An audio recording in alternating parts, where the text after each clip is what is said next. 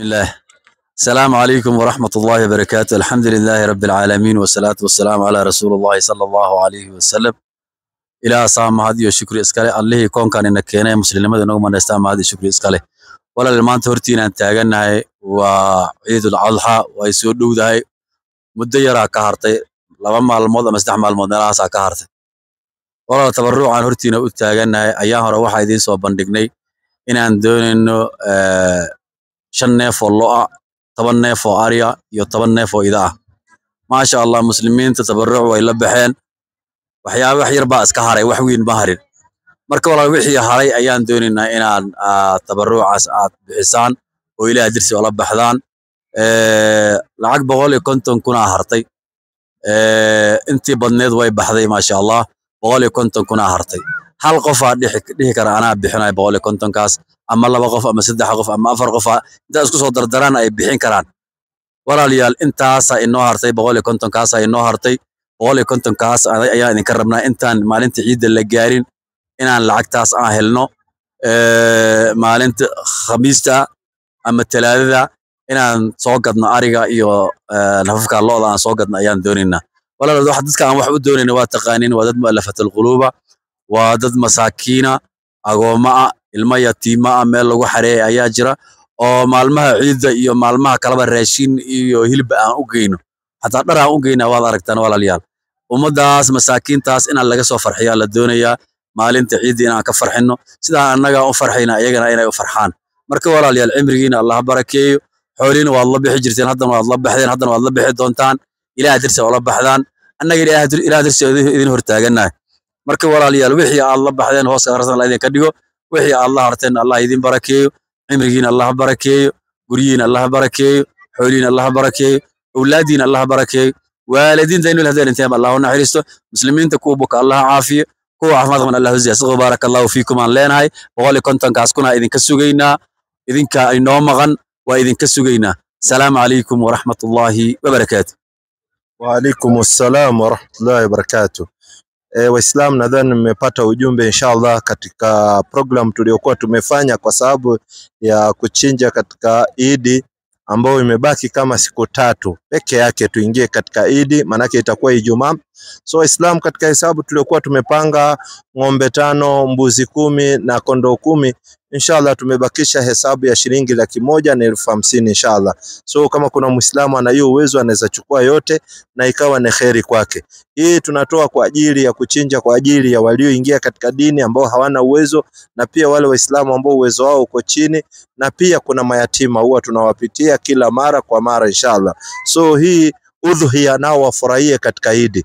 Ni Eid ambayo kila mwanadamu, kila Muislamu aliyetamka kalima cha la ilaha illallah ana haki ya kufurahia na kuna wale ambao hawana uwezo. So wale ambao wako na uwezo ndio ni wakawa lazima watoe kwa ajili ya wale ambao hawana uwezo ili tuweze kufurahia katika Eid pamoja. Kila mtu akiingia katika Eid awe na furaha inshallah. So Waislamu tunaomba waliobaki tujaribu kusukuma ili gurudumu tuweze kujaza na tuweze kumalizia vyema na ndio wakati wa kuchinja tuchinje katika utaratibu tuliokuwa tumepangilia inshallah biidhnillah. So Waislamu tukipata hiyo 150,000 itakuwa inasaidia sana katika hii habari zote na kukamilisha safari hii ya Eid na watu wafurahie Eid mzuri, Eid Mubarak kwa advance inshallah. Assalamu alaykum wa rahmatullahi wa barakatuh. Wa alaykum assalam wa rahmatullahi wa barakatuh.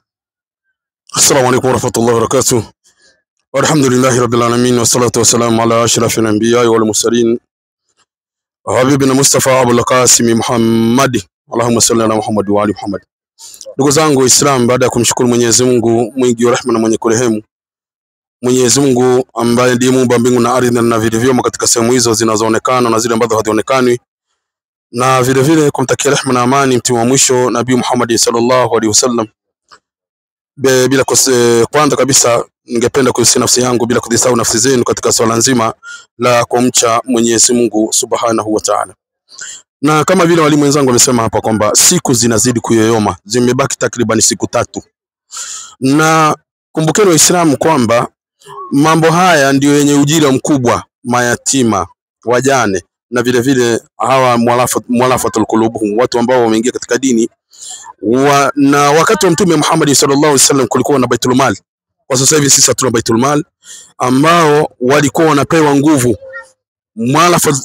mualafatul qulubuhum, kutiwa nguvu katika imani zao au katika imani yao wakati wanapoingia katika dini. Na hili ni jambo la muhimu sana, kwa sababu ukiangalia katika tarehe ni kwamba karibu maswahaba wote Mtume Muhammad sallallahu alaihi wasallam wote ni wakusilimu. Kwa hivyo hii ni kazi ya muhimu sana, kazi ambayo iliweza kufanywa na manabii, japokuwa watu wengi wanaidharau, na vile vile kazi yenye ujira mkubwa, yenye malipo makubwa sana kwa Mwenyezi Mungu.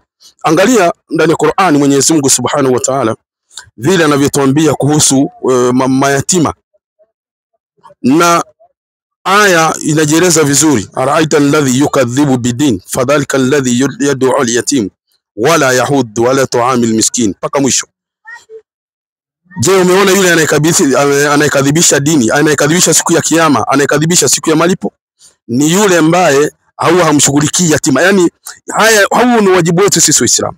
Jambo la mayatima ni jambo la kwetu sisi Waislamu, na vile vile ni shughuli yenye ujira mkubwa kwa Mwenyezi Mungu. Na vile vile wajane wa Kiislamu wako wengi Waislamu, na ni mambo ambayo yametelekezwa. Waislamu wengi wameacha mambo haya, na ni mambo yenye ujira mkubwa. Na sasa hivi katika miezi hii mitukufu ni miezi iliyokuwa na ujira mkubwa, hususan wakati tunapojitolea na vile vile kutoa sadaka. Ni kazi zilizokuwa na ujira mkubwa sana kwa Mwenyezi Mungu. Na kwa sababu siku yetu, siku ya kila mtu ana siku yake, hajui ni siku gani ataondoka katika ulimwengu huu. Angalau tukienda kwa Mwenyezi Mungu, tuna jambo la kuweza kujitetea mbele zake Mwenyezi Mungu Subhanahu wa Ta'ala, ya kwamba litaweza kukulinda kutokana na mambo mengi. Tuna mambo mengi, tuna mitihani mingi ambayo inatuandama, tuna shida nyingi Waislamu. Ukitoa sadaka yako ukumbuke kwamba kuinuia na matatizo yako na mitihani yako na mambo yako, kwa sababu ima uwe ya kwamba hali yako ni ya chini au ya juu, kila mtu ana changamoto zake. Kwa hivyo kumbuka ya kwamba wakati unapoitoa uinuie shida zako, mitihani yako, mambo yako ambayo unayotarajia, au shughuli zako, biashara zako, na vile vile Mwenyezi Mungu ataweza kuifanyia wepesi, na Mwenyezi Mungu aweza kutongoza zaidi katika njia iliyonyooka. Na siku kwa sababu zinaisha Waislamu, tulisema ya kwamba tusisubiri mpaka ifike kule tarehe 9 tarehe 10 ya Kiislamu, kule kunakuwa na mtihani. Wakati huu ndio bora zaidi, na walimu wamesema hapa imebaki takriban 1.5. Kwa hivyo hadi kiwango kinazidi kushuka. Kwa hivyo tujibidisha swala hilo Waislamu, na Mwenyezi Mungu atatufanyia pesi na atatuongoza zaidi katika njia iliyonyooka. Wa hadha, assalamu alaykum wa rahmatullahi wa barakatuh, wa afwan minkum. Shukrani mwalimu wangu Suleiman. Kwa kweli kama vile walimu wamesema, mimi sitaongea mengi kwa sababu yale yote ningesema pia wamesema. Yangu ni kuwakumbusha tu ya kwamba tulikuwa tumesema kondoo moja ama mbuzi moja ni kuanzia shilingi 8,000 mpaka shilingi 10,000, na ng'ombe moja ni shilingi 70,000. Na tukasema ya kwamba siku zikipita huenda ikapata hiyo ng'ombe ambayo ulikuwa unauziwa 70,000 75,000 inafika karibu 100 ama 90,000, na mbuzi ambayo ulikuwa unauziwa shilingi 8,000 mpaka shilingi 10,000 unakuta hiyo mbuzi inaenda mpaka shilingi 15,000. Kwa hivyo ningeomba tu mjibidishe, wale ambao hawajaweza kuingia katika ile jambo waingie katika hiyo jambo. Na nikasema unaweza tolea mzazi wako yule ambaye pengine ametangulia katika haki, mtolee kama sadaka tujaria. Na kama uwezi fanya peke yako, mnaweza mkashikana na ndugu yako ama sister yako mkafanya hiyo kazi. Kwa hivyo yangu ni kuwakumbusha hayo tu, ya kwamba muweze kukumbuka hiyo kitu na msisahau. Kwa hivyo kama tufanye kama vile tulifanya mwaka ujao. Mwaka uliopita ilikuwa ni mzuri sana. Kwa hivyo tungeomba mwaka huu uwe bora zaidi kuliko mwaka ule tulifanya. Assalamu alaykum wa rahmatullahi wa barakatuh. Wa alaykum assalam. Naam, assalamu alaykum wa rahmatullahi wa barakatuh. Alhamdulillah, kwanza tunamshukuru Mwenyezi Mungu na tunamtakia rehma na amani zimwendee kiongozi wa umma huu ambaye sio mwingine ila ni Bwana Mtume Muhammad sallallahu alayhi wasallam, mtume ambao Mwenyezi Mungu amempa utukufu na akamtuma kwa ajili ya walimwengu wote, na akampa kitabu cha mwisho ambao ndio Qur'ani, na akamfanya kuwa yeye ndio mtume wa mwisho pia, na huu umma tukafanywa ndio umma wa mwisho ambao ni ummati Muhammad sallallahu alayhi wasallam. Mimi wananiita Salim Muislamu, wananiita Salim Ngugi wa Nyoike Muislamu. Alhamdulillah, namshukuru Mwenyezi Mungu kwa neema ya Uislamu. Sijui wewe wanakuita kwa majina gani? Mimi wananiita George. Wanakuita George. George Muislamu, Mkristo? Mkristo. Asante sana. Hebu injika swali yako tulisikie kwa leo. Swali yangu ni, sisi tukiomba huwa tunafunga macho. Mbona wewe umeomba bila kufunga macho? Nyinyi mkiomba mnafunga macho.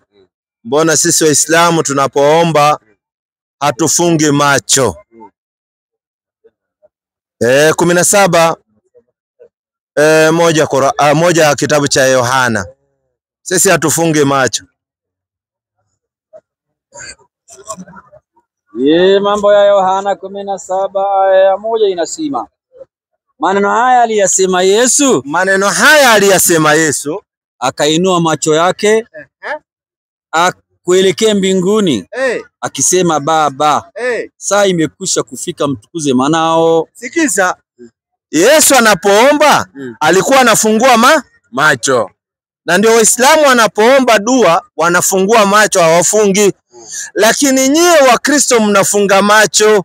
Wacha tuulize Biblia, hawa wanaofunga macho wanakusudia kuomba Mungu au wanakusudia nini? Mithali 16:30. Mithali 16:30. Nyinyi mnaofunga macho, maana tumeona Yesu akiomba Mungu anafungua macho, Waislamu wakimuomba Mungu anafungua macho, Wakristo ambao ni walokore wakiomba Mungu wanafunga macho. Sasa Biblia inasemaje kwa hao wanaofunga macho? 16. Ngoja pole 16:30. Kitabu ni cha Mithali kwa wenye kuandika na kunakili. Sikiza habari zinavyoteremka. Afumbaye macho kama kakangu akiwa pale kanisani anaambiwa funga macho tuombe Bwana Korinai. Wontakeria with a cuta. Afungaye macho, kusudio lake ni kuwaza yaliyopotoka. Allah, kumbe ukiona mtu anafunga macho wakati anaomba, anakusudia anawaza mambo yaliyopotoka. Sasa kazi yenu ni kuwaza mambo yaliyopotoka. Badala muabudu Mungu, fungueni macho. Aliyekufunzeni mfunge macho nani? Hamna. Yesu akiomba Mungu anafungua macho. Waislamu wakiomba Mungu anafungua macho. Nyinyi mkiomba Mungu mnafunga macho. Biblia inasema mkifunga macho kusudio lenu mnawaza yaliyopotoka. Manake mnafikiria mambo yaliyopotoka kabisa. Aya, si ulisema hii Qurani ililetwa na Muhammad. Qurani haijaletwa na Muhammad. Hapana, ulisema ililetwa na malaika Jibril. Sasa nikuulize, Qurani 2:92. Qurani 2:92. Lakini kusudio lake sio 2:92. Mimi najua kusudio lake ni 2:97. Lakini katoa 2:92. Soma 2:92 aliyotoa. Kama wakikoma, hapana, sio hapo. Sio hapo. Mimi najua kusudio lake ni 2:97, sio 2:92. Ile inasema adui, inasema ililetwa na adui. Asante. 2:97. Hiyo ndio haya wanafundishwa. 2:97. Mimi najua kusudio lako gani. 2:97 Qur'ani sura Bakara. 97, sorry. 2:97.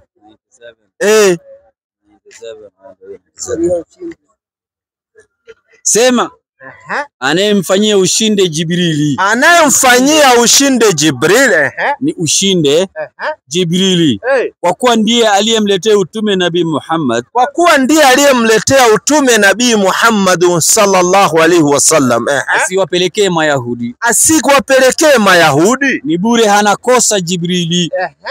Hakika yeye ameteremsha Qur'ani moyoni mwako kwa idhini ya Mwenyezi Mungu. Hakika Jibril ameteremsha Qur'ani moyoni mwa Bwana Mtume Muhammad sallallahu alaihi wasallam kwa idhini ya Mwenyezi Mungu.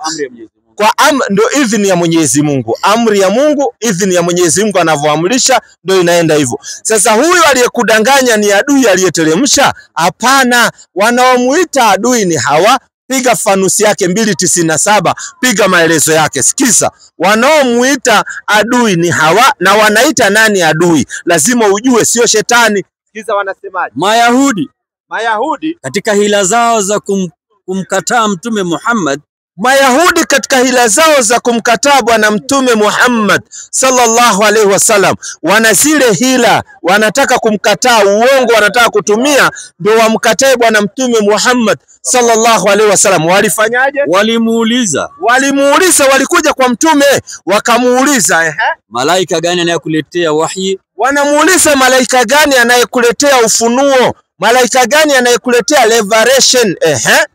Mtume akasema, Mtume Muhammad sallallahu alaihi wasallam akawaambia Jibrili. Akawaambia malaika Jibril ndiye ananiletea utume. Sikiza sasa kauli ya Mayahudi. Wakasema Mayahudi, lo, huyu adui yetu. Wakasema Jibril ni adui wao. Ndio wanasema anaeletea Mtume Muhammad sallallahu alaihi wasallam ufunuo ni adui yetu, ambaye adui yetu ni malaika Jibril. Kwa nini Mayahudi walimfanya Jibril kuwa ni adui wao? Kwa sababu walisema Jibril alikuwa anafaa kuletea Mayahudi utume, sio kupeleka kwa kabila lingine.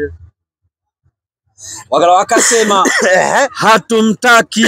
Wakasema hatumtaki huyo Jibril, na ndio kosa wakafanya kuwa ni adui wao. Lao, kwa malaika mwingine ndiye anayekuletea wahi, tungekufata. Basi Mungu anawajibu hivi. Tulia sasa. So wao wanasema lau kama mtu mwingine, lau kama malaika mwingine angekuwa ndio anakuletea ufunuo tungemfuata, lakini huyu ni adui wetu. Hao Mayahudi ndio wanamuita Jibril kuwa ni adui wao. Swali lingine ni mbona nyinyi mkienda kwa kujisaidia mnaendanga na maji bali sisi tunatumia tishu? Asante sana. Kwa nini Waislamu wakienda kwa choo wanatumia maji, lakini yeye akienda kwa choo anatumia tisho au anatumia karatasi? Au akikosa karatasi anaweza akatumia matawi. Unaona Sasa sisi huwa tukienda kwa haja tunatumia maji kwa sababu maji ni usafi. Ndiposa huwa tunatumia maji kwa sababu maji ndio usafi. Wapi imeandikwa kwa Qur'an? Qur'ani imeandikwa kwa wapi? Imeandikwa kwa Qur'ani. Qur'ani 5:6. Imeandikwa utumie maji. Enyi mlioamini. Enyi mlioamini. Mnaposimama ili mkasali. Mnaposimama ili mkasali. Basi osheni nyuso zenu. Kwanza tunaambiwa muoshe nyuso zenu na mikono yenu. Asante. Mpaka vifundoni. Asante. Na mpaka vichwa vyenu. Na osheni miguu yenu mpaka vifundoni. Na mkiwa na janaba. Na mkiwa na janaba. Janaba ni pale unapoingiliana na mke wako wa halali, kuna kitu unaoga inaitwa janaba. Na mkiwa na janaba, basi ogeni. Mkiwa wagonjwa. Na mkiwa wagonjwa. Au mumo safarini. Au mmoja wenu ametoka chooni. Au mmoja wenu ametoka chooni, lazima atumie maji. Na ndio unaona ukiingia katika choo ya Muislamu kuna maji.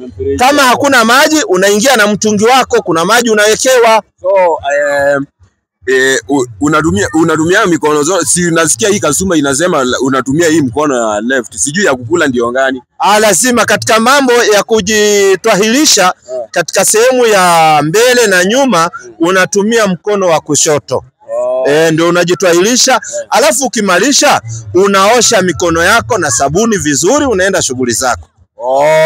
So ndio maana wakati wa Ramadhani walikuwa wanatumia hii kukula. Sio wakati wa Ramadhani, kila wakati Muislamu anatumia mkono ya right kwa kula chakula. Muislamu anasalimia mtu kwa mkono wa kulia. Sasa nyinyi wa Kristo kama mnakula na mkono ya kushoto, mkisalimia mtu nasema hivyo.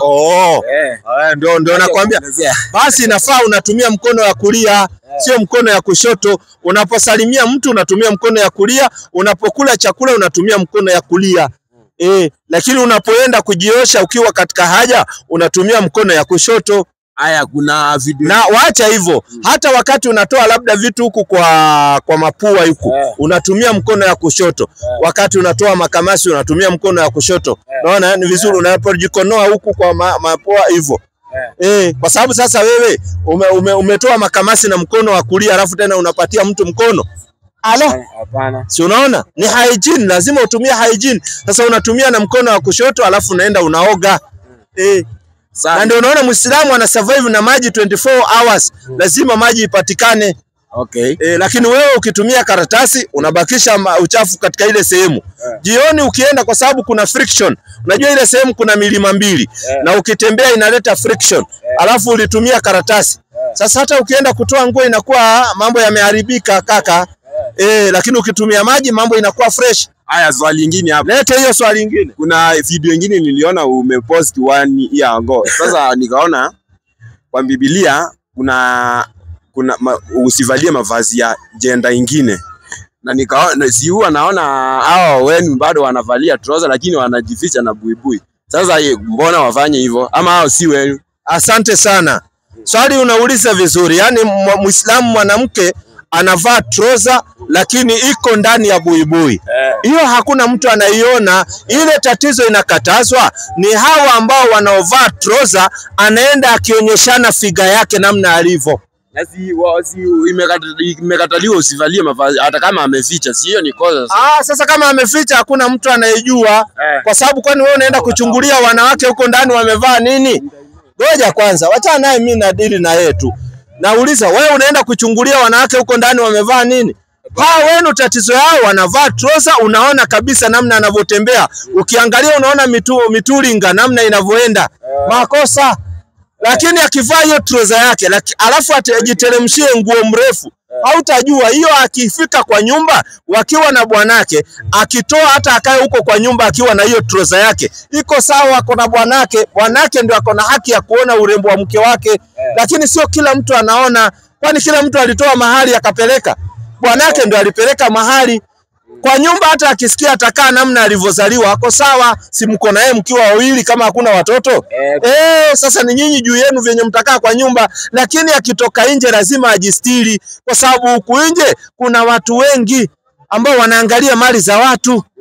Ambao wewe umetolea mahali ukapeleka kwao. Kwani nyinyi hamna wivu? Yaani katika Uislamu ukiona mtu ana wivu anaitwa dayuth. Na dayuth hawezi kuingia peponi. Ni katika mafunzo ya Kiislamu. Mafunzo ya madarasa. Kabisa tunaambiwa dayuth hawezi kuingia katika paradise. Yaani mtu ambaye hana wivu. Yaani wewe paradise peponi. Yaani paradise peponi. Nadhani maana kifaa chako lazima unafunika vizuri. Ndio wewe mwenyewe ndio unaenda kujikagulia wewe mwenyewe. Sio kila mtu anaangalia. Sasa kila mtu anaona nini ingine unaendanga kuona huko nyumbani. Na kila mtu anaona kila kitu venye iko. Haya, swali lingine. Si tukikuja hapa naonanga ukiuliza Wakristo, unamuuliza wewe ni wa kanisa nani? SDA unawaambia headquarters yao maaliko. Hii yenyu iko wapi na mbona unaifuata juu si wewe uliletewa? Si wewe ulifunza tu venye Mkristo alifunzwa. Ukawa Muslim, mimi nikafunza nikawa Mkristo. Mbona wewe unawafuata na utakangi sisi tufuate Ukristo? Asante sana. Headquarter ya Uislamu inajulikana makao makuu mahali ipo. Inajulikana vizuri sana. 396 Qur'ani. Inajulikana mahali makao makuu iko. Wala hakuna siri. Manake sote pia tunaangalisha nyuso zetu hapo. Lakini tuna nyumba 3 ambazo zinatambulika katika Uislamu. Tuna msikiti wa Makkah. Tuna msikiti wa Baitul Muqaddas Palestine, Jerusalem. Huko kwa Yesu. Mahali Yesu alipozaliwa, msikiti ambao unaitwa Masjid Al-Aqsa uko pale. Na tuna msikiti wa Mtume ambao uko Madina. Hiyo misikiti mitatu inatambulika. Lakini headquarter kubwa inajulikana iko Makkah. 396 Qur'ani. Sikiza nyanja. Alafu kaka usiondoke, wewe ndio narudi kwako. 396. Kwa yakini.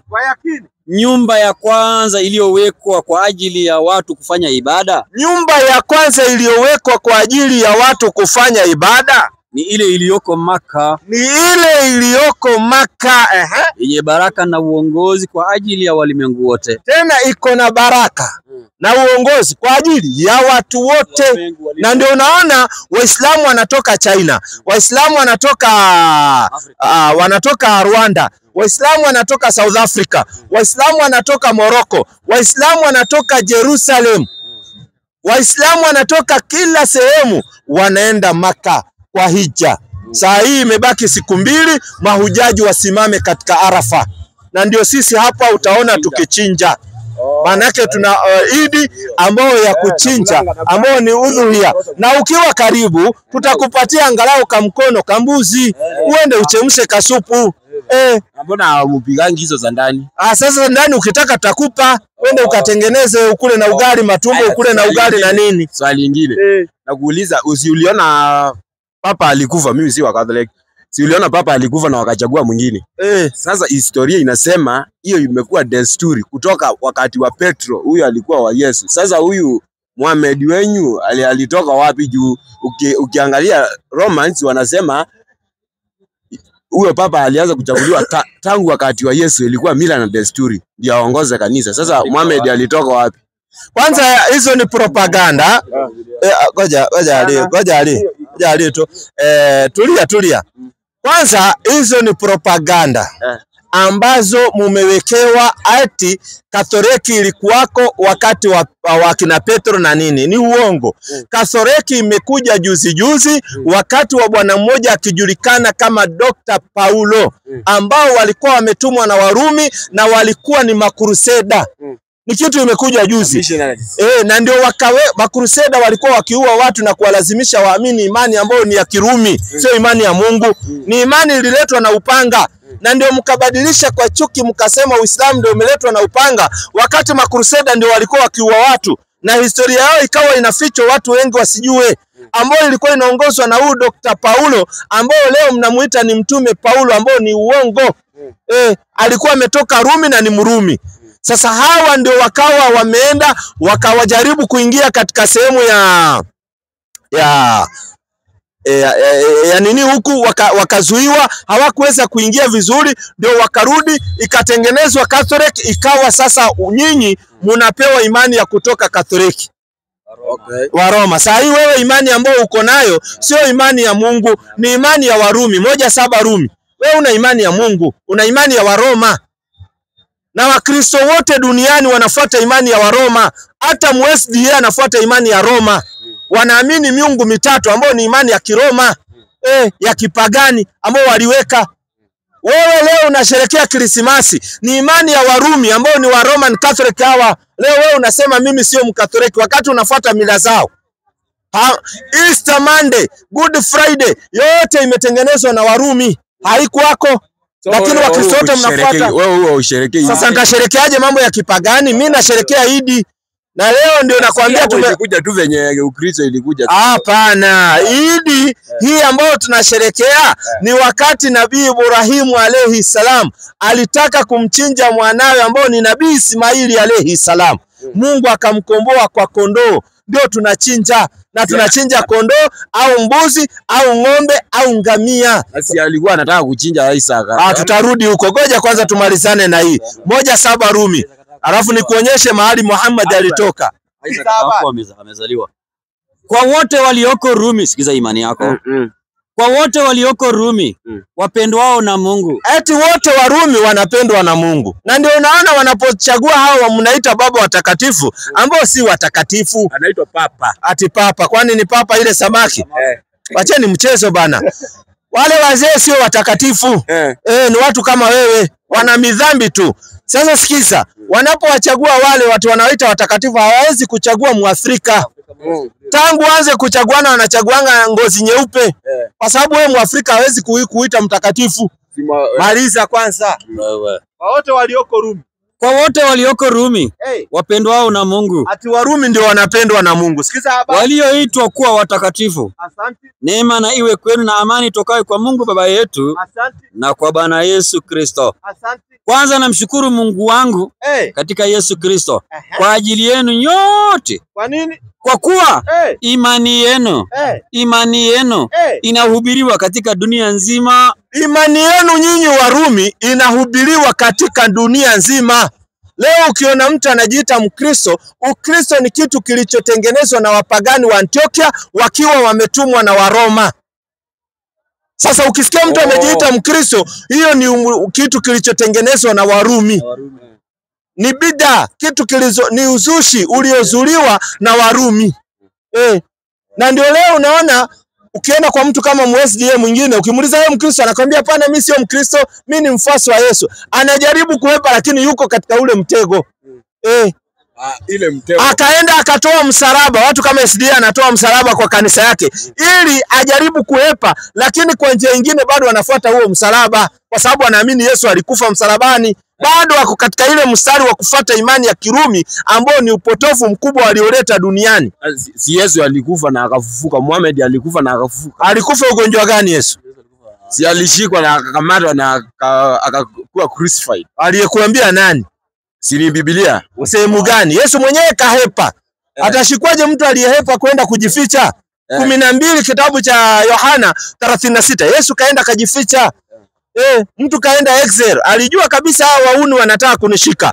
Kaenda kajificha. Asi alikuwa anasema why have you forsaken me? Yesu alikuwa anakufa hivi. Yesu labda mwenye alikufa nitakuonyesha. Ni Yesu mwingine alikuwa mchawi. Ama ni bad Jesus. Wewe tulia. Sio unauliza. Mbona vitu vidogo hapa? 12:36 Yohana. 12:36 kitabu ni cha Yohana.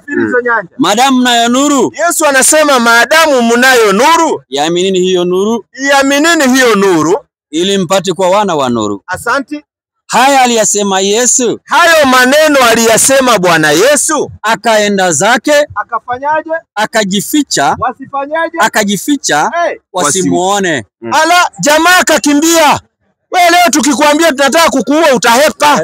Sasa Yesu alipoona anataka kuuawa kahepa. Na si alishikwa baadaye? Hajashikwa, alienda wapi? 7:1 hiyo Yohana. Wewe anashikwa nani? 7:1 hiyo Yohana. Yesu alijua wauni wanataka kuniua. 7:1 mambo ya Yohana inasema. Akaenda kujificha wapi? Na baada ya hayo Yesu alikuwa akitembea katika Galilaya. Yesu alikuwa akitembea katika Galilaya. Kwa nini? Maana hakutaka kutembea katika Uyahudi. Kwa sababu gani hakutaka kutembea katika Uyahudi? Kwa sababu Wayahudi walikuwa wakitafuta kumuua. Ala, Yesu alipojua wapi walimpata? Teremka. Atenderemke. Nafikiri utapata ameuawa. Na sikukuu ya Wayahudi, sikukuu ya vibanda ilikuwa karibu. Hiyo sasa ni mambo ya sikukuu ndio inaenda. Yesu alipoona hao watu wanataka kumuua, akakimbia mji mwingine, akaogopa kurudi huku ili hao wahuni wasimuue. Na lau Yesu angeuawa, basi shetani angekuwa ndio anashangiliwa duniani na ndio anashukuriwa duniani, kwa sababu mipango ya shetani ingekuwa imefaulu. Lakini Yesu alienda akaomba Mungu ili mipango ya shetani isifaulu, kwa sababu shetani ndiye alimuingia Yuda, ndio Yuda amsaliti Yesu. Sasa kama Yuda angefaulu na Yesu ashikwe na uawe, basi mpango wa shetani ingekuwa imefaulu. Na basi ingekuwa Mungu wenu ni shetani, sio Mungu aliyeumba mbingu na ardhi. Na ndio Mungu kamuokoa mja wake. Si alikufa na akafufuka after 3 days. Sasa kama alikufa shetani kashinda, lakini sisi tunasema shetani hakushinda, maana yake hakuuawa Bwana Yesu. Kwa sababu ilikuwa ni mipango ya shetani, sio mipango ya Mungu. Hivi wewe unakuja kumtukuza Mungu? Kwa sababu shetani amemuingia Yuda ili Yuda amsaliti Yesu, ili Yesu auawe. Kama Yesu atauawa, shetani atafurahia kwa sababu mipango yake imetimia. Sasa wewe unafurahi karibu alikufa. Mtume Muhammad sallallahu alaihi wasallam amefariki, akazikwa Madina. Na hakufufuka. Hajafufuka kama manabii wengine, kwa sababu anasubiri siku ya kiyama, watu wote wanafufuliwa, wanaingia katika hesabu. Yeye ni nabii wa Mwenyezi Mungu. Na manabii wanakufa, wanazikwa. Manabii wanaoa na manabii wanazaa watoto. Nabii Isa si ni Yesu. So mwisho alikufa? Hapana. Huyo alienda direct. Alienda hivi. Qur'ani 4:157. Mbona vitu vyepesi hivi? Na sio Yesu tu alienda hivyo. Kuna wengine walienda kabla ya Yesu. Kuna mwingine alikuwa anaitwa Enoko. Enoko alipanda tu na mwili akaenda. Najua hiyo. Sio Yesu tu. Maana yake Mungu anafanya anavyotaka katika viumbe vyake. Mbona wewe haukuzaliwa Amerika? Nilizaliwa hapa Kenya ndio. Mbona usizaliwa Amerika ndio nauliza, mbona uzaliwe Kenya? Sasa ni mipango ya Mungu. Sasa wewe unataka kukosoa mipango ya Mungu anavyotaka. Kuna manabii walinyanyukuliwa kama Enoko, unasikia kuna manabii wengine unasikia walinyakuliwa. Mungu anafanya anavyotaka, huwezi kumpangia Mungu. Sasa sikiza, Yesu alienda wapi? Na kwa ajili ya kusema kwao sisi tumeamua Masihi Isa mwana wa Mariamu, mtume wa Mungu, hali hawakumuua wala hawakumsulubu, bali walibabaishia mtu mwingine wakadhani Nabii Isa. Asante. Na kwa hakika wale waliohitilafiana katika haki hiyo ya kumuua Nabii Isa Wamo shaka katika jambo hilo la kusema kauawa. Wao kabisa hawana yakini juu ya jambo hili la kuwa kweli wamemuua Nabii Isa, isipokuwa wanafuata dhanna tu, na kwa yakini hawakumuua. Teremka. Bali Mwenyezi Mungu alimnyanyua kwake. Mwenyezi Mungu alimnyanyua kwake kwa sababu Mwenyezi Mungu anafanya anavyotaka. Swali ya mwisho kabisa. Sasa nikuulize hii nayo kuna ingine hapa sielewi. Unasikia mtu amekufa na according to that unasema tunaamini romance, unasikia wanasema wanaombea mtu kuna mahali amekwama, roho yake amekwama, Mungu ampe utetezi, yani uko na huruma. Kikatholiki wanasema hivyo, atetewe, ahurumiwe, alikuwa amefanya makosa aende kwa Mungu. Hapana. Asante sana. Asante sana. Nataka kuelewa. Wanasema kaka, katika imani ya Wakristo ambao wameniambia ni baadhi, ati mtu akifa Wakatoliki kulingana baadhi wanasema ati mtu akifa roho yake inaenda inakwama. Sasa hawa wanaenda kwa Mungu, wanamuomba Mungu, wanamwambia atume mtu mwingine akuamue hiyo roho yake. Hapana, si kuamua. Yani si amekufa na alikuwa mtenda dhambi. Yani wanamuombea akiwa amekufa ndio apewe utetezi. Yani siku ya kiyama apewe yani judgment iko na huruma. Unaelewa? Hiyo mimi sijajua kwa sababu hiyo sisi namna tunavyoamini Waislamu ni mtu afanye amali nzuri, yeye mwenyewe afanye amali nzuri, vitendo vizuri. Sawa? Kwa sababu akifanya vitendo vibaya ataenda kuhukumiwa kwa yale madhambi aliyoyafanya. Sawa? So kila nafsi inajihukumu yenyewe. So ni wewe umuombe Mwenyezi Mungu tauba, uombe Mwenyezi Mungu maghfira kabla hujaondoka duniani. Na siri tuliofichwa na Mwenyezi Mungu, hatujui tunaondoka lini duniani. Na watu wengi wale wanaoingia motoni ni watu wa aina hii. 74 Qur'ani, 40 Qur'ani. Uone kama wewe uko miongoni mwao. Sasa angalia watu ambao wanaingia motoni, imeandikwa ni watu wa aina gani? Sasa kaza macho yako uone uko kama pale. 74 Qur'ani, 40. Anza 40 uteremke polepole kwa raha zake. Katika bustani wawe wanaulizana. Sasa kuna watu ambao wako bustani, manake wako peponi, wako paradise, wanaulizana. Wanaulizana kitu gani? Juu ya watu wabaya. Juu ya watu wabaya. Wanaulizana juu ya watu wabaya. Wanaulizaje? Waambie ni kipi kilichokupelekeni motoni? Sasa watu wanaulizwa. Wale watu wako paradise wanauliza wale watu wabaya, ni nini kilichokupelekeni motoni? Sikiza majibu yao. Waseme wale watu wako motoni watasema, hatukuwa miongoni mwa waliokuwa wakisali. Sikiza, hatukuwa miongoni mwa watu waliokuwa wakisali. So mtu yoyote ambaye hasali, awe ni Muislamu, awe si Muislamu, lakini hasali, anaenda motoni. Na si kusali, si ulisema ni kuomba. Kusali maana yake ni kumwabudu Mungu. Kuomba na kuabudu ni vitu mbili tofauti. So hawa watu ambao wanaenda motoni ni wale watu ambao hawasali. Malizia na wafanye nini? Wala hatukuwa tukilisha maskini. Na hawakuwa wakilisha maskini. So maskini anapaswa kulishwa. Maskini katika Uislamu anafaa kulishwa na kuangaliwa zaidi sana. Nisomee katika hii sura. Sikiza vizuri. Maskini sio mtu wa kuchezewa katika dini. Na ndio unaona tunawaambia msitoe sadaka zenu kwa wale matajiri. Mtu anatembea na Range Rover. Wakati unaacha maskini, utaenda motoni kwa ajili ya kuwaachia maskini vivi. Sikiza Mwenyezi Mungu anasemaje? Adhabu kali. Adhabu kali itawadhibitikia kila mwenye kuramba kisogo. Yani adhabu kali inawadhibitikia kila mwenye kulamba kisogo. Mwenye kulamba kisogo ni nani? Ni mtu ambaye ni msengenyaji. Yani wewe unasubiri Salim aondoke, unaanza kusengenya Salim, unasema unaona huyu Salim sijui anafanya hivi, anafanya hivi. Wewe ni msengenyaji na utaenda kuadhibiwa katika moto usipoacha na utubu. Malizia. Msengenyaji ambaye amekusanya mali, ambaye kazi yake ni kukusanya mali. Yani wewe unaamka asubuhi, kazi yako unakusanya tu mali. na kuihesabu. Na kazi yako ni kuhesabu mali. Unashangaa binadamu atatosheka na mali ngapi? Yani wewe unapata mtu ako wovi billions na bado anaibia watu dawa. Anafanya yani makosa mengine hata unashangaa.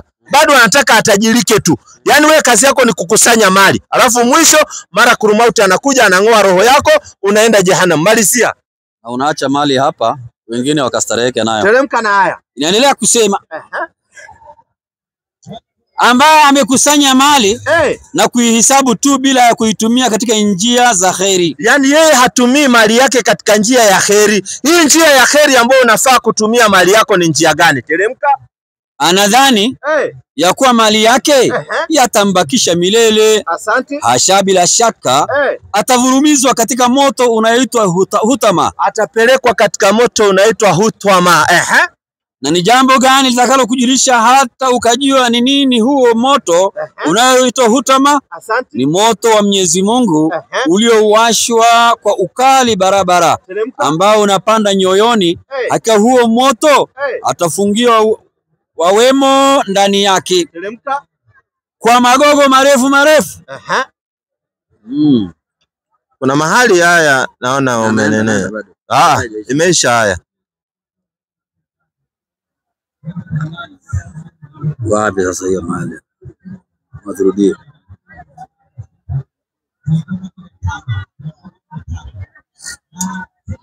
Ndio hiyo. Yani na unaambiwa katika mali yako unafaa kuwalisha maskini na mayatima, wale watu ambao hawajiwezi. Pata vizuri. So watu wa kwenda motoni ni wale ambao hawasali. Na ili usali lazima uwe Muislamu. So kama wewe sio Muislamu ujibashirie, lakini hatukuwa hukumii motoni kwa sababu hatujui mwisho wako. Unaweza ukasilimu na ukawa Muislamu mzuri kutuliko. So tuseme mimi si Mkristo ama Muislamu. Wewe ni Mkristo saa hii. Hapana, ni example. Saa hii sasa umetoka kwa Ukristo. Hapana, sijatoka, ni mfano. Sasa ninafuata matendo yale Mungu anasaidia maskini, nafanya kila kitu kama wale mababu wa kitambo. Sasa kama hao mababu wataenda kwa Mungu ama itakuwa aje? Juu hizi Qur'ani iko imekuja na Bible iko imekuja, lakini walikuwa wanafanya kulingana na matendo ya Mungu. Sasa hao watahukumiwa aje? Hukumu yao iko kando na yako. Hukumu ya mtu ambaye hakufikiwa na nabii na hakukatazwa na nini, hukumu yao tunaelezwa na hadithi ambazo ziko sahihi. Hukumu yao ni tofauti sana. Ni watu ambao watafika pale peponi, watakuwa ni kikundi kikubwa ambacho naona unaangalia mchungaji kama atakutumia message. Sikiza vizuri mwambie uko mahali pabaya, umebanwa leo. Sikiza. Kitu ya kwanza, wale tunaelezwa vizuri wakati tafika judgment day watawekwa katika kundi moja, kisha Mwenyezi Mungu atanadi awaambie nyinyi nendeni motoni. Basi watagawanyika kundi mbili. Kuna ile kundi itakubali kwenda motoni na kuna ile kundi ambao haitakubali. Ile kundi ambao litakubali kwenda motoni watasimamishwa katika kingo za moto wa jehanamu kabla hawajaingia motoni. Waulizwe na Mwenyezi Mungu, nini kilichowasababisha mwende motoni? Watasema tumefuata amri yako ya Rabbi. Umetuagiza twende motoni na wewe ndio uliyetuumba, sisi tunafuata amri yako na tumetii amri yako. Waambiwe nyinyi ingieni peponi. Hao wengine wataulizwa, mbona nilipokuambieni mwende motoni hamkuenda? Watasema ya Rabbi, utatuhukumiaje kwenda motoni wakati hatukuletewa muonyaji, hakuna mtu alikuja kutukataza? Wataambiwa hata angekuja mtu awakataze bado mungekataa, kwa sababu mimi ndio Mola wenu na nimewaambia muende motoni lakini mmekataa. Maanake mungekataa hivyo hivyo, na anayejua zaidi ni Mwenyezi Mungu. Allahu a'lam. Allah ndio anayejua zaidi. So hukumu yao itakuwa, lakini hukumu yako tofauti, kwa sababu wewe tumekufikishia, umejua ukweli lakini wewe unakataa. Sasa wewe huwezi wekwa kwa ile kundi, wewe utawekwa kwa kundi ambao ulikujiwa na waonyaji na ukakataa. Maana yake utawekwa katika kundi la watu ambao wamekataa, wamekadhibisha. Si wokovu tulisema ni wakati wa mwisho, si tulisomewa na mzae. Wokovu ni siku ya mwisho. Ndio nakwambia hiyo siku ya mwisho wewe huwezi kupata huo wokovu, kwa sababu hapa duniani haukuongoka. Hapa duniani inatakikana uongoke ndio upate wokovu siku ya kiyama. Sasa wewe umekataa kuongoka hapa duniani. Kuongoka maana yake ni kufuata amri za Mungu na kunyenyekea katika amri za Mungu. Qur'ani 2:139. 137. Lazima uongoke. Kama uongoki ndio hivyo, sikiza habari. Basi wakiamini hayo Manasara na Mayahudi, wakiamini hao Manaswara na Wakristo na Mayahudi, kama mnavyoamini nyinyi, kama tunavyoamini sisi Waislamu, itakuwa kweli wameongoka. Itakuwa ni ukweli mumeongoka. Kuna tofauti ya kuokoka na kuongoka. Sasa hapa duniani ukiamini utakuwa umeongoka, maana yake goja, hakuna kuamini Ukristo, maana yake Ukristo upatikane. Yesu naye anaambia watu lazima waongoke. Sio kuokoka wapi? Lete Biblia 18:1 kitabu ni cha Luka. Wewe ulikuwa unadhani hakuna 18:1 mambo ni ya Luka inasema. Mathayo 18:1, nianzie Mathayo 18:1. Mathayo 18:1. Yaani tunawapenda kwa ajili ya Allah. Ndio unaona tunatoka tunakuja kuwafikishia. Hatuwachukii. Maana yake tunaona mnaenda motoni na mtachomwa, na sio mahali unaenda kuchukua chipsi, hapana. Sikiza habari inasemaje?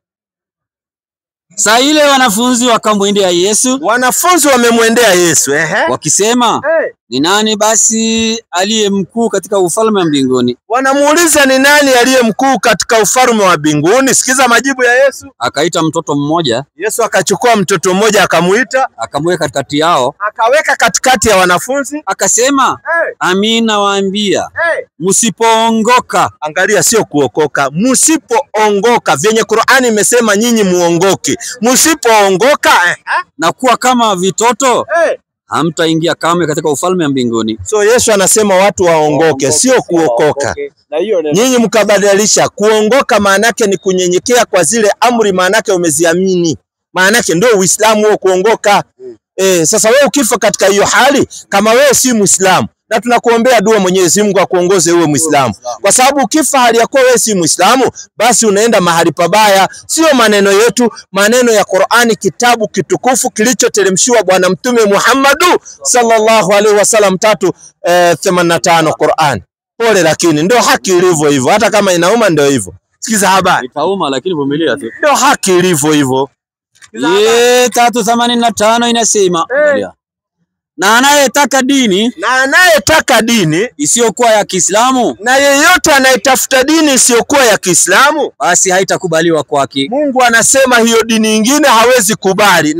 Naye akhira, na wewe siku ya mwisho unaenda kwa Mungu ukiwa na dini nyingine ambayo si ya Uislamu, atakuwa katika wenye hasara kubwa kabisa. Utaingia katika wenye hasara, na kule hasara ya kule sio kwenda ati ukapata hasara kama ya duniani, hapana. Hasara ya kule ni kuingia motoni. Kwa sababu watu wa motoni ni wale watu ambao hawasali na hawajihimizi kukulisha maskini. Sasa kwanza ndio uweze kupata hiyo thawabu, lazima upige shahada usilimu ndio uweze kusali, kwa sababu utasalije hali ya kuwa haujapiga shahada. Nguzo ya Uislamu ni 5. Nguzo ya kwanza ni shahada. Nguzo ya pili ni sala, ambao sala ni wajibu kwa kila Muislamu kusali mara 5 kwa siku. So karibu sana katika Uislamu. Kama uko tayari unapiga shahada. Hamna mambo ya kukuingiza kwa haya maji, unaweza ukapata limuni ati unabatizwa. Kuna haja ya hiyo. Mambo ya kubatiza hatuna, kwa sababu Uislamu si upagani. Wale watu walikuwa wanabatizwa ni wapagani. Na Waislamu sisi sio katika dini ya upagani. Pole, lakini alibatizwa na anabatizwaje Yesu aliyakuwa hana dhambi? Wale walikuwa anabatizwa ni watu wana midhambi. Alikuwa anaonyesha example. Ataonyeshaje example wakati Yohana alikuwa anabatiza kabla yeye kuja? Sio, ni mchezo ya kuigiza. Wewe utapataje kitu kinaendelea alafu wewe uwe example ya hiyo kitu? Wakati kitu kinaendelea. Unakuwa example wakati wewe unaanza kitu. Waacha mchezo. Anabatizwa kwa ajili ya nini? Wala hajaonana na Yohana mwenyewe. Inadanganya ama Biblia ina maneno mengine lazima uyachunguze kaka. Sio kila jambo unakubali katika Biblia. Kwa mfano, sio kila kitu unakubali katika Biblia. Kwa mfano 15:31 kitabu cha Wakorinto wa kwanza, sio kila kitu unakubali katika Biblia.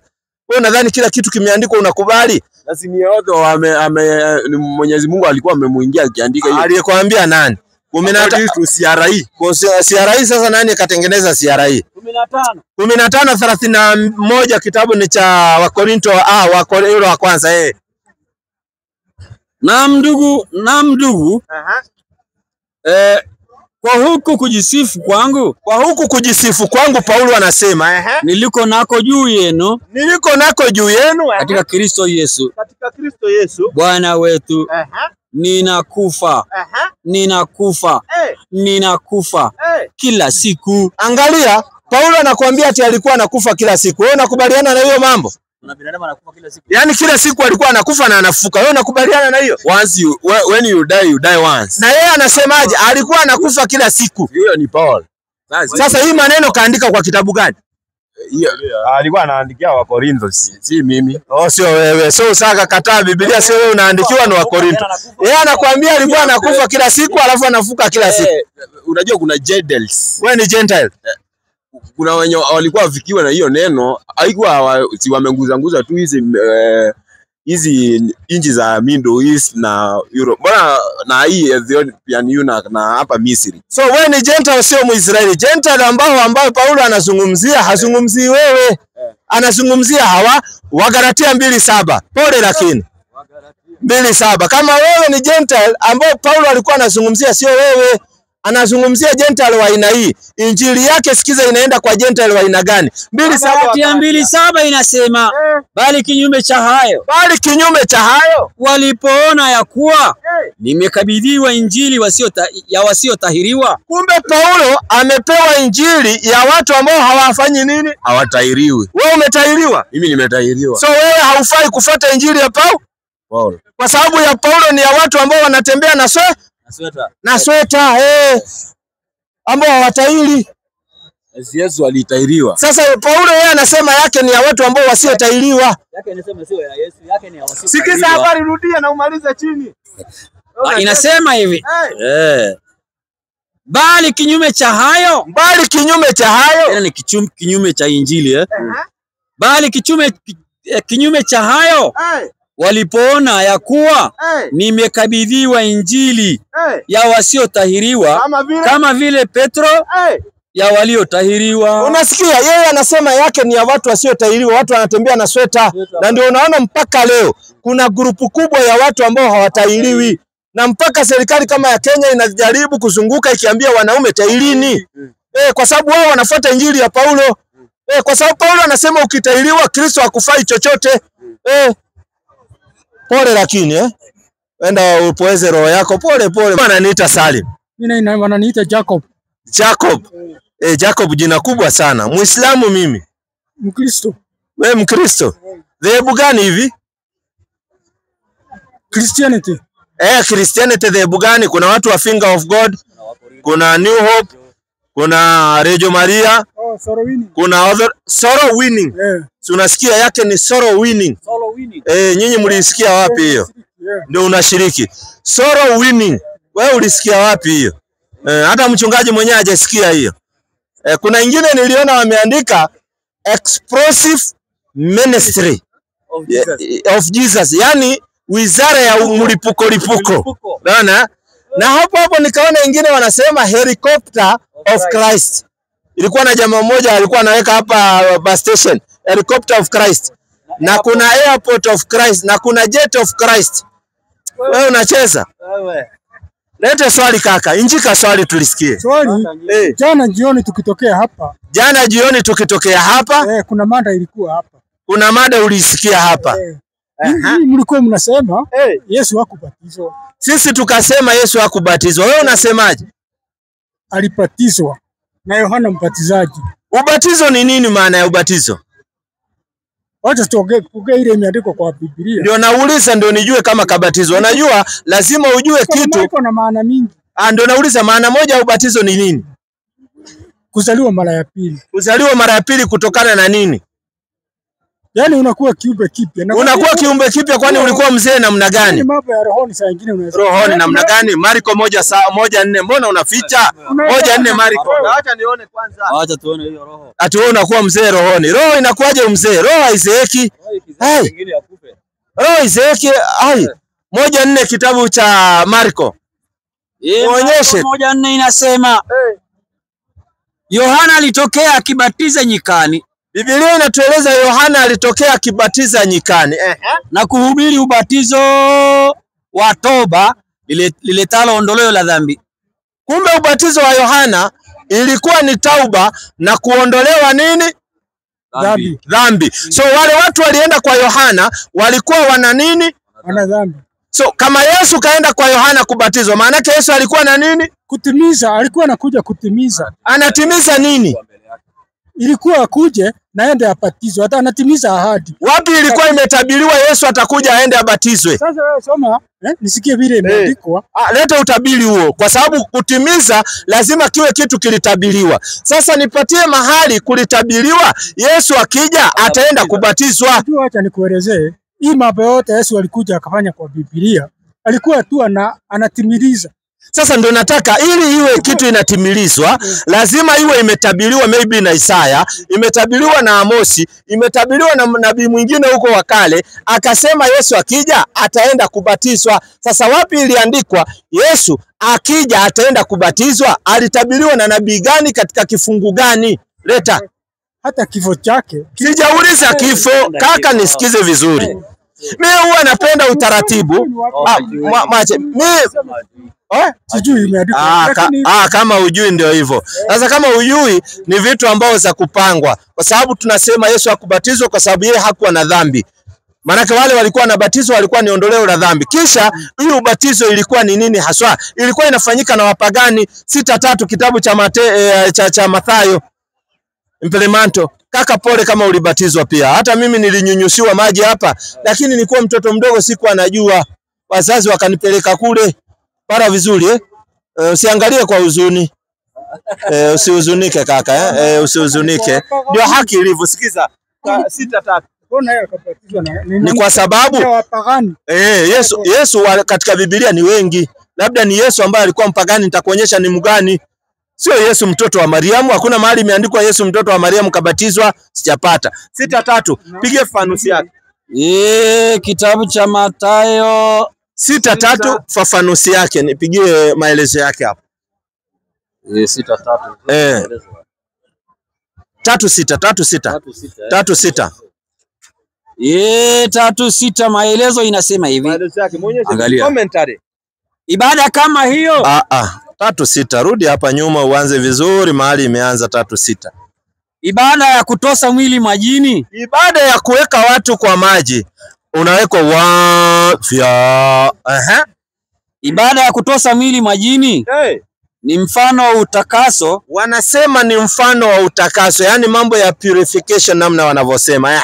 Au kujitengeza upya. Au kujitengeneza upya. Ibada kama hiyo. Ibada kama hiyo ya kubatiza watu ilikuwa inajulikana, maana yake ni kitu kilikuwa kinatendeka na kutendeka katika dini za kipagani.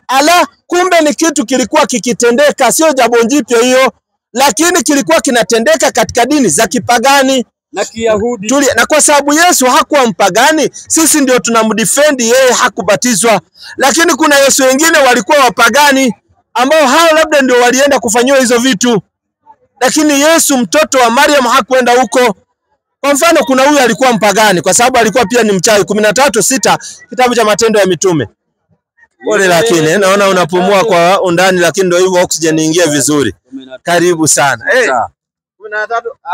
13:6. Muonyeshe kaka vizuri. Ndio hii baba, angalia. 13:6 inasema. Ndio iangalia vizuri tu. 13:6.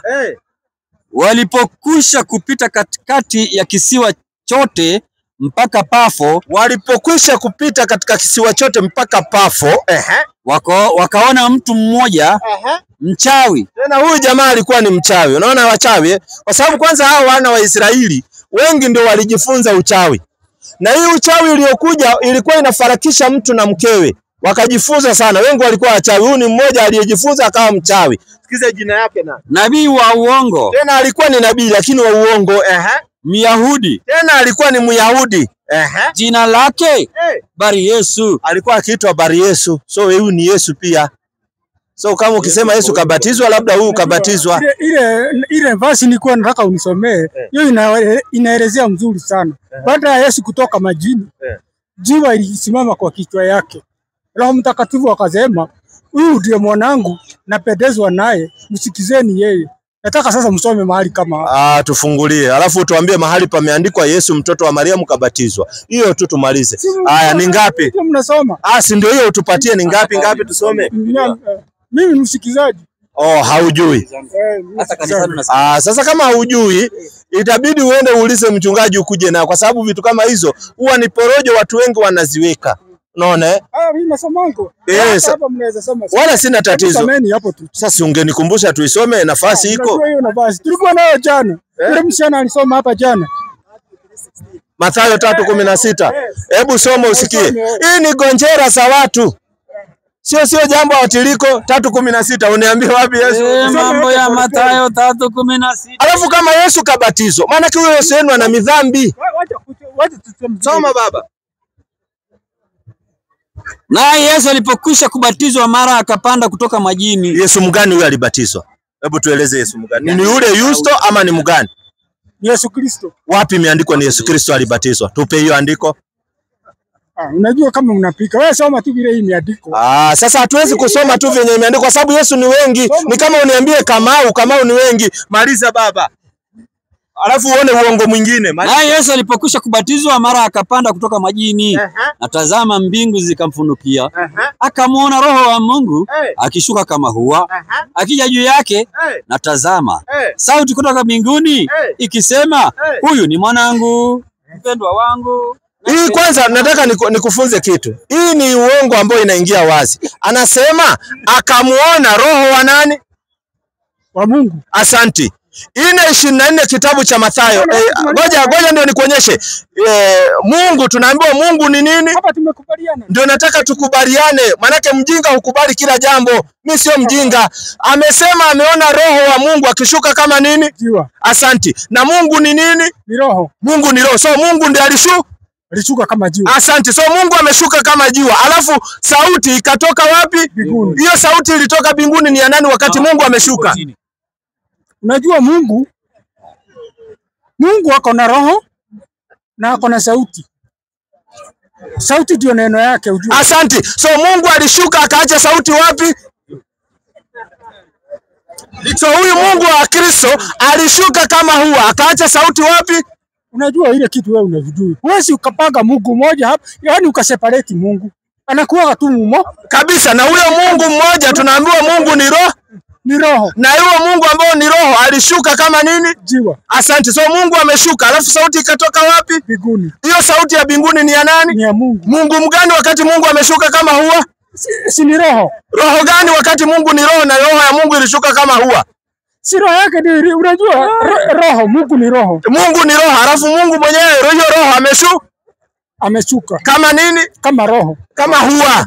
Kama jiwa. Aliposhuka kama jiwa, sauti haikutoka kwa jiwa, lakini sauti ilitoka wapi? Ilisika kutoka mbinguni. Hiyo nani alitoa sauti kutoka mbinguni? Ni Mungu. Mungu mgani wakati Mungu ameshuka kama huwa? Na Mungu yuko chini. Sauti inatoka mbinguni. Mungu mgani uko chini sasa? Mwache. Ndio nikakwambia. Yaani Biblia kuiamini. Mimi nilikuwa Mkristo, lakini hakuna dini ambayo huwezi kuexplain kama Ukristo. Ni nzito, ni kama unyolewe kipara kisha ubebe misumari na gunia kwa kichwa, utadungwa. Yaani wanakueleza ati roho wa Mungu ameshuka. Wakati Yohana 4:24 wanakuambia Mungu ni roho. So Mungu ameshuka. Alafu sauti inatoka mbinguni. Sasa huyo aliyebaki mbinguni ni nani? Ngoja nikuulize wewe. Unataka uone Mungu ukutane na yeye akitembea kwa barabara? Sio mimi. Biblia ndio imesema Mungu ameshuka kama huu. Kama huwa. Asante, lakini sauti ikatoka wapi? Wako mbinguni. Ya nani hiyo sauti? Mungu hata kama ako chini bado wako juu. Oh, so Mungu akiwa ameshuka bado sauti yake ikatoka wapi? Tuli hapa.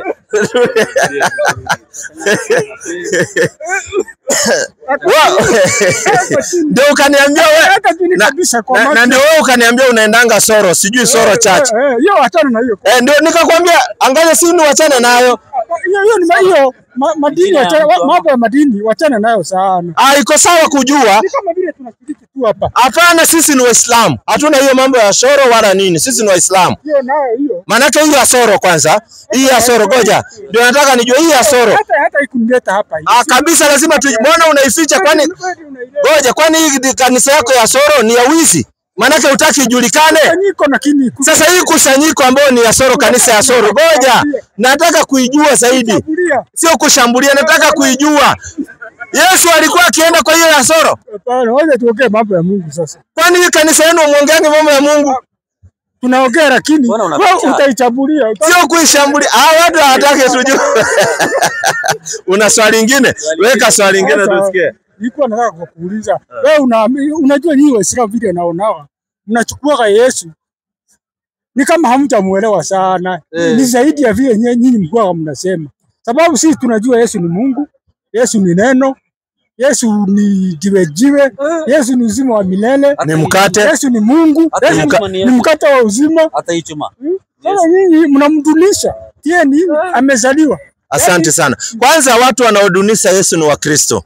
Kusema Yesu ni mkate, hiyo ni kudunisha mtu. Kusema Yesu ni simba, kusema Yesu ni simba. Mkate tu ya dukani wa uzima. Alafu Yesu ni simba. Wa Yuda. Ya Yuda. Sasa kuita Yesu simba hiyo ni kumtukana mnyama. Wakati ule ni binadamu. Nyinyi ile kitu mlifanya, mlipokea mapokeo, mkadanganywa na mkaingia katika box. Kwanza wacha nikufichulie siri. Lao mzungu angelijua Ukristo ni dini ya kweli, hangeletea Muafrika. Mzungu anakuibia mpaka dhahabu hapa, alafu yeye akuletee kitu ambacho wewe utaingia uzima wa milele. Alikuletea ndio akuconfuse. Na ndio akakuletea akakwambia Yesu ni Mungu, Yesu ni mkate, Yesu ni kondoo, Yesu ni nuru, Yesu ni giza, anakuletea zote. Yesu si giza. Sasa Yesu kama ni nuru, giza ni nani? Ni shetani. So usiku ikiingia ni shetani. Sio vile unafikiria ati ni kitu unaona. Ndio nauliza. Ni mawazo, ni roho. Ni shetani inaingia. Yaani giza sio hivyo vile unafikiria. Yaani Wakristo mambo ya ukiwafunza lazima uwe na subira. Wewe unaendanga na roho. Na sasa hivi uko na roho. Kabisa. Umebeba mambo mengine na roho. Wewe unaonanga mambo mengine na roho.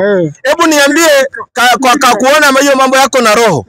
Hebu uona mambo yangu na roho. Hebu niambie niko na watoto wangapi kiroho. Sasa hebu roho akutasaidie. Uniambie sasa uende kwangu nyumbani kiroho. Uniambie wewe Salim uko na watoto fulani na fulani. Nasema kuelewa kibibilia ndio tunaielewa kiroho. So ni Biblia peke yake lakini sio mambo mengine. Hapo wengine huwezi jua. So mambo mengine hiyo roho wajuangi. Lakini mambo tiko ya Biblia anajua. Unatumia roho. Ya Biblia mnatumianga roho. So mnakuanga na roho. Asante 9:7 Hosea. Kumbe mnakuanga roho tu ya Biblia. Hii nyingine roho ya kujua mambo mengine hamna. So nyinyi mna roho tu ya kujua mambo ya Biblia tu. 9:7 Hosea. Pole. Chukua ile nyingine ndio uweze kutembea haraka. 9:7 Hosea. Anasema yeye ana roho na ni kweli hata vyenye namsikia ni kama ana roho.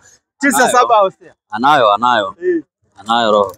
9:7 inasema Hosea tukague hiyo roho yake. Sikiza habari. Siku za kubatilizwa zimekuja. Yaani siku za kubadilishwa zimekuja. Siku za kulipa zimefika. Zinafika siku za kulipa. Israeli atayajua hayo. Huyu nabii ni mpumbavu. Huyu mtu mwenye roho kama ndugu yetu hapa amesema ako na roho. Ana wazimu. Biblia inatuambia ukisikia mtu anasema ati ana roho ya kutambua sijui Biblia nini, sio roho hivyo, ni wazimu ako nayo, anahitaji apelekwe pale akaguliwe. Namaanisha kama literature. Unajua kuna kitu kingine mpaka uelewe kwa njia nyingine. Literature sio roho. Literature unaenda unasoma, ni masomo unasoma, sio roho. Na literature sio kuelewa zaidi, hapana, usidanganywe. Wewe hakuna roho ambayo uko nayo ati unaona mambo. Hii yote ni kipindile inatengenezwa. Hakuna anga vitu kama hiyo. Ndio mchungaji anakuja, unajua ya kwamba mimi nina roho. Naona katika roho za wewe unafikiria dukani, si ndio? Ungekunywa na chai. Sasa ukiniambia Yesu ni mkate, sipa ni kumaanisha ako na uwezo zaidi. Yesu hana uwezo. Yesu hana uwezo. Sasa wewe huwezi kumsingizia Yesu wakati Yesu anasema mimi sina amri. Hana uwezo Yesu. Unajua Yesu ni Mungu. Sasa atakuwaje Mungu wakati hana uwezo? Si yako na roho wa Mungu. Sasa atakuwaje na roho wa Mungu wakati hana uwezo? Unapiga. Sasa unaona unapiga. Sijapinga 5:30 Yohana. Yesu mwenyewe anasema hana uwezo. Sasa wewe mbona unamwambia ana uwezo? Mimi siwezi kufanya neno mwenyewe. Yesu anasema mimi siwezi kufanya neno mwenyewe. Maana yake hana uwezo wa kufanya neno mwenyewe. Kama nisikiavyo ndivyo nihukumuvyo. Ndivyo ninavyohukumu. So Yesu anasikia kwa nani? Anasikia kwa Mungu. So yeye hana uwezo wa kutoa amri anavyotaka. Soma Yohana gani sijui. Inapinga hiyo. Pana inasema Yesu ana uwezo. Kila kitu iliumbwa katika neno. Nani aliumba? Iliumbwa kwa neno. Nani aliumba kwa hiyo neno? Unajua ni Mungu alitamka. So Mungu ndiye alitamka neno likawa. So Mungu ndiye aliumba. So sio Yesu aliumba. Aliumba na neno lake. Mungu ni neno. Yaani ile Mungu anaongea hiyo. So tena Mungu sio roho, ni neno. Mungu ni neno. Ile Mungu aliongea kukawa. So Mungu sio neno. Mungu ni neno. Nakwambia huwezi sielewa hiyo Ndio nataka nielewe. Wani usinipeleke vitu usiwezi elewa. Wewe unaniambia Mungu ni neno. Biblia inakataa. Inaniambiaje 4:24 Yohana?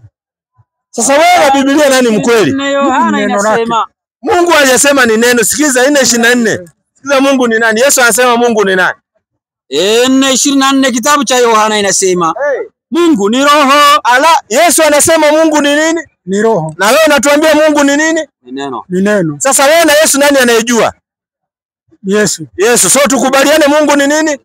Ni roho. Ni roho. Ni roho. Lakini alivyoumba kila kitu, aliumba kupitia neno lake. 8:9 kitabu cha Kumbukumbu la Taurati. Piga fanusi yake. Imprimanto. Fungulia asikie huyu kaka. Kumbuka la Taurati inasema 8:9 tumpe vitu hajasikia. Yani tuteremke mpora. Piga fanusi yake. 8:3. Piga fanusi yake. Mungu ameumba vitu vyote kwa neno lake. Marisia? Yani kwa amri zinazotoka katika kinywa cha Mungu. Wewe sikia. So Mungu alivyoumba vitu vyote ni amri iliyotoka katika kinywa chake. Anasema kun fayakun. Jambo liwe linakuwa. Lakini lile jambo sio Mungu, hapana. Neno la Mungu ni Mungu. Yaani ndio Yesu, hiyo neno ni Yesu. Ngoja kwanza. Mungu aliumba bingu kwa neno lake. Hii bingu ni Mungu? Hapana. So bingu ni kiumbe cha nani? Cha Mungu. Asante. Na Yesu naye aliumbwa kwa neno la nani? La Mungu. So Yesu ni kiumbe cha nani? Yesu ni sauti ya Mungu. Ni neno. Ni ulimi wa Mungu. Sijakuelewa wewe. Ngoja kwanza. Mwaje tuelewane una kaka. Huyu kaka tuelewana. Ngoja kwanza. Mungu aliongea kukawa bingu, sawa? So bingu ni neno la nani? Liliumbwa. Mungu alisema ngoja. Ili aumbe bingu, Mungu alisema kuwe bingu, kukawa nini? Bingu. Asante. So Mungu alitamka kuwe. Asante. Alipotaka Yesu alisema kuwe Yesu, kukawa nani? Yesu hakuumbwa. Ati Yesu hakuumbwa, alitoka wapi kama hakuumbwa? Alitoka wapi chanzo chake kama hakuumbwa? Alizaliwa. Kama kuwa complete bila Yesu. Yesu ni neno. Kuna kitu sijakuelewa vizuri. Kwani Yesu wako sawa na Mungu kulingana na mafunzo ya Ukristo? Mungu ni kuongea. Mungu kuongea kwake ni Yesu. Kufanya kazi kwa Mungu ni roho. Anakuwa Mungu mmoja. Ndio namauliza hivi. Yesu na Mungu wako sawa?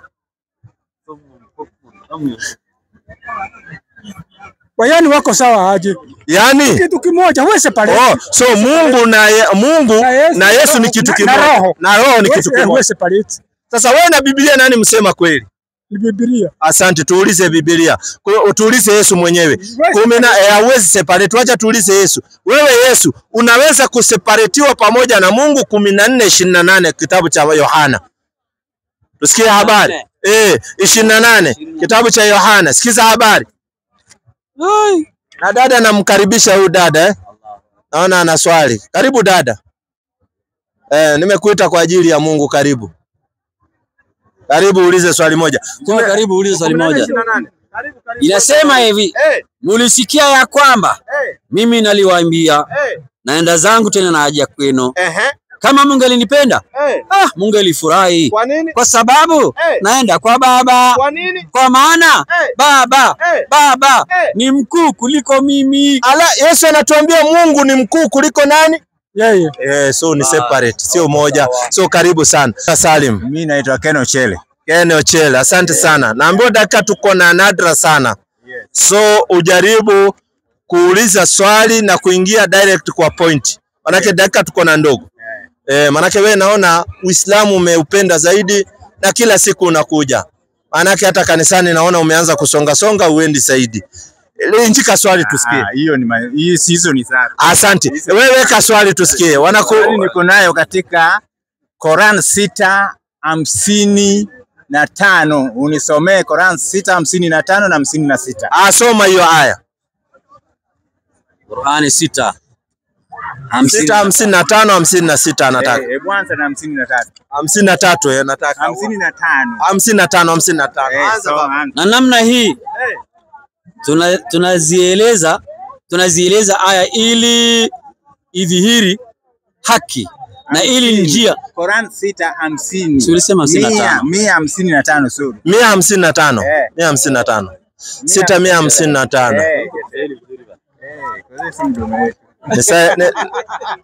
Swali yake hata ni sali yona kitambo. Sema leteni mashahidi wenu wanaoweza kushuhudia kuwa Mwenyezi Mungu ameharamisha wanyama. Hawa wanaosema 155 Sheikh bana. 155. Na hii Qur'ani ni kitabu tulichokiteremsha kwenu. Kilicho na baraka nyingi. Basi fuateni na muwe wacha Mungu ili mrehemewe. Hebu soma tena. Nilijua tu aya utakuja na itakuchenga. Hebu soma tena. Itakuchenga si 155. Ndio hii. Hebu. Na hii Qur'ani ni kitabu tulichokiteremsha kwenu. Kilicho na baraka nyingi. Basi fuateni na muwe wacha Mungu ili mrehemewe. 56. 56. Si ndio hiyo? Si ndio hii bana? 156. Muonyeshe pole tu usiwe na nini. Aone tu 156 ndio. Haya ndio hii. Msije siku ya kiyama mkasema hakika vitabu viliteremshwa juu ya Mayahudi mawili, juu ya makundi mawili. Angalia vizuri. Mawili ya kabla yetu, Mayahudi na Manasara.